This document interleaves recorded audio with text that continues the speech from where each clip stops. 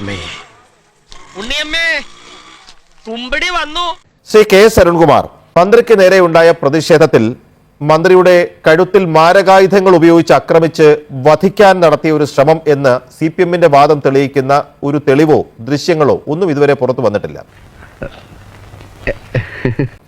യഥാർത്ഥത്തിൽ മന്ത്രിക്ക് നേരെ നടന്ന പ്രതിഷേധത്തെ ഒരു വധശ്രമമാക്കി CPM ഒരു തിരക്കഥയുണ്ടാക്കുകയായിരുന്നു.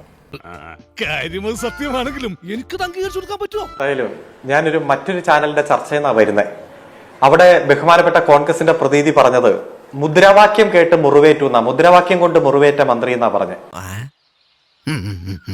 ഇപ്പൊ ഏതായാലും ഒരു റിട്ടയർഡ് DYSP വന്നിട്ട് പറയുന്നു മന്ത്രി എന്താണ്ട് സ്വയം പരിക്കേൽപ്പിച്ചു എന്ന രൂപത്തിലാണ്, മന്ത്രിയാണ് ആക്രോശിച്ചത്, മന്ത്രിയാണ് എല്ലാ പ്രശ്നം നടത്തിയത്, മറ്റൊന്നും അദ്ദേഹം കണ്ടില്ല.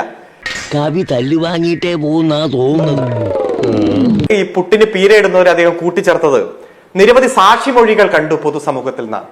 ഇന്നലെ വൈകുന്നേരം 3:15 നടന്ന സംഭവം 4:30 FIR രജിസ്റ്റർ ചെയ്തു. ആ FIR-മായി ബന്ധപ്പെട്ടുകൊണ്ട് ഏത് സാക്ഷിമൊഴിയാണ് ഈ ഏഷ്യാനെറ്റിന്റെ ചർച്ചയിൽ വന്ന് കോൺഗ്രസിനെ വെളുപ്പിക്കാൻ തുടങ്ങി വച്ചിരിക്കുന്ന ഈ DYSP കണ്ടതെന്ന് ആദ്യം ഒന്ന് പറയാമോ? താങ്കൾ SP-യോ അതിൽ വലിയ ആളായാലും ഇന്നലെ വൈകുന്നേരം രജിസ്റ്റർ ചെയ്ത ക്രിമിനൽ കേസിലെ ഏത് സാക്ഷിമൊഴിയാണ് താങ്കൾ വായിച്ചത്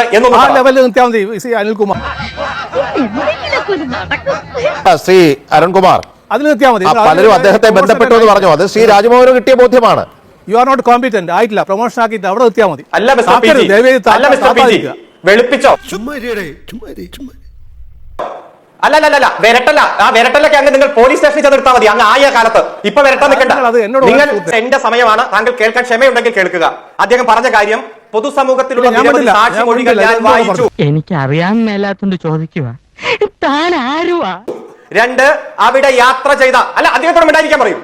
ഇത് പോലീസ് സ്റ്റേഷൻ അല്ല, ഇത് ചർച്ചാ ഫ്ലോർ ആണ്. താങ്കൾക്ക് സമയം തന്നു, 13 മിനിറ്റ് സഖാവ് ചർച്ച ചെയ്തേ. താങ്കൾ ചർച്ച ചെയ്തേ, അതൊക്കെ കേട്ടിരുന്നു. മണ്ടത്തരാണെങ്കിലും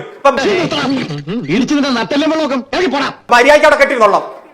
അരുൺ, കുറച്ചുകൂടെ നമുക്ക് മാന്യമായ ഭാഷയിലൊക്കെ സംസാരിച്ചു പോവാം.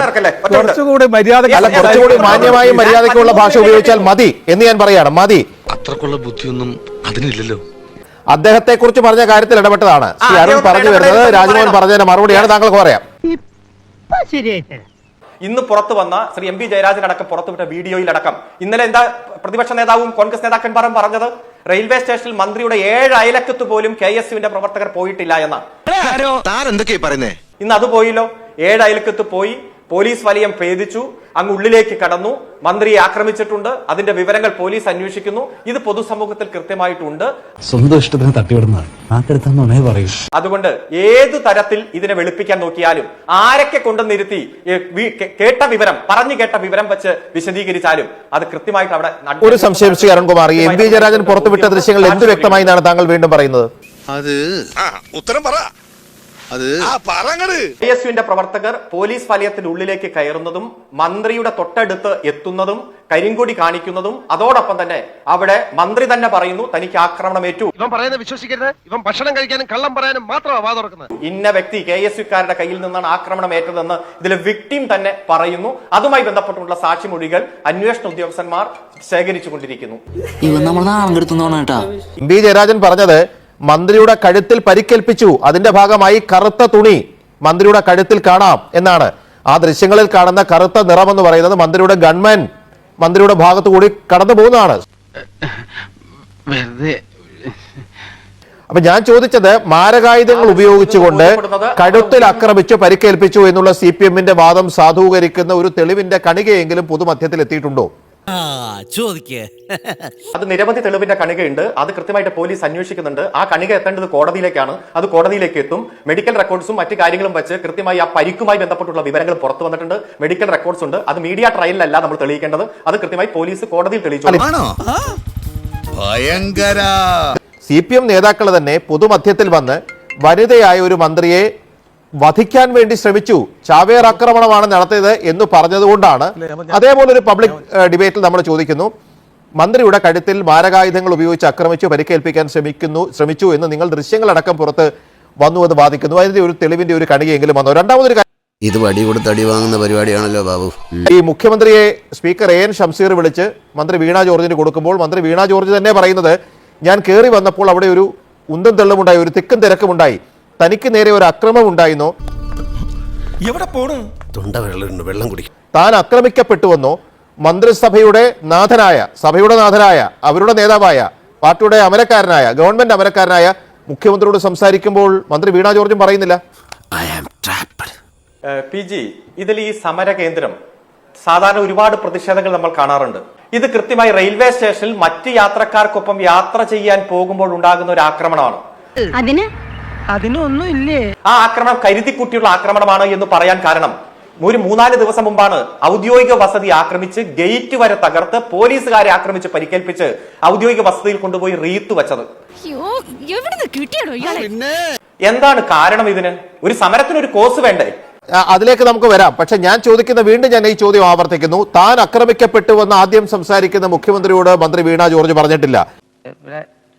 പിന്നെ ചൂടാണ്ട് AC ഒന്നും ഇല്ല. അത് അതിനുശേഷം അവർ എസ്കലേറ്ററിൽ കയറി അവർ റാമ്പ് ക്രോസ് ചെയ്ത് സ്റ്റെപ്പ് ഇറങ്ങി 3-ാം നമ്പർ പ്ലാറ്റ്ഫോമിൽ യാത്ര തിരിക്കാൻ വേണ്ടി ഇരിക്കുന്ന സമയത്ത് സ്പീക്കർ AN ഷംസീർ എത്തിയതിനു ശേഷമാണ് ഈ രംഗങ്ങൾ മുഴുവൻ മാറുന്നത്.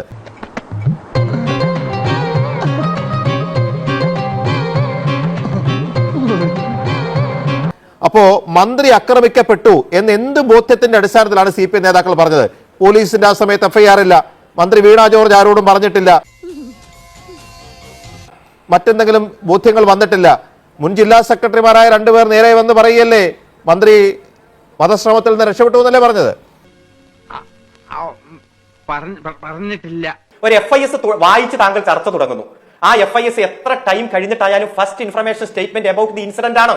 ഈ സംഭവവുമായി ബന്ധപ്പെട്ടുകൊണ്ട് അന്വേഷിക്കുന്ന ഉദ്യോഗസ്ഥൻ, ആദ്യമായിട്ട് റെക്കോർഡ് ചെയ്യാൻ വരുന്ന ഉദ്യോഗസ്ഥന്റെ മുന്നിൽ ഇതിലെ പരിക്കേറ്റ വിക്ടിം കൊടുക്കുന്ന മൊഴിയാണ്. പണ്ഡിതനാണെന്ന് തോന്നുന്നു, അർത്ഥം പറഞ്ഞു കേട്ടില്ലേ?